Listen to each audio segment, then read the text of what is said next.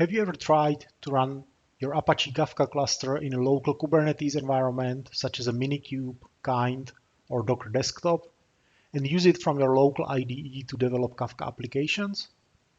It's not as simple as it sounds.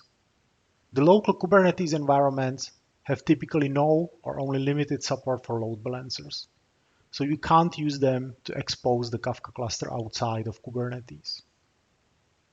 Node port support is also complicated.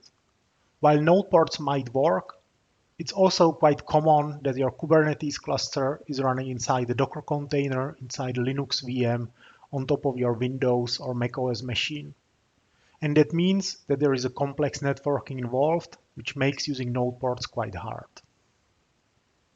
Ingress is an option, but you have to make sure that you are using the right ingress controller, you have it properly configured for TLS pass-through, and then you also have to use TLS encryption.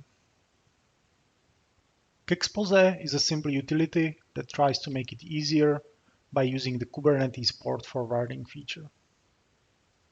You just have to run the Keksposé utility, give it the namespace where your Kafka cluster is running, and give it the name of the Strimzi-based Kafka cluster. In my case, the namespace is my project, and the cluster name is my cluster. Once you run it, it will use the Strimzi APIs to find out more details about the Kafka cluster, such as the different Kafka nodes and their IDs.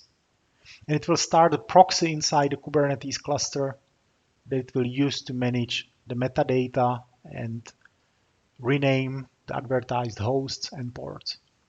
And then it will create the port forwarding rules to forward the ports for different Kafka nodes. And when everything is ready, it will give you the address for the Bootstrap server, which you can use in your client. And then you just have to go find your Kafka client, configure it to use the Bootstrap server from the Keksposé utility, specify the topic, and you can just go and consume from it. The only limitation which Keksposé has is that the listener which will be used cannot use TLS encryption, because using TLS would not allow the proxy running inside the Kubernetes cluster to modify the Kafka metadata. But you can use any kind of authentication you want.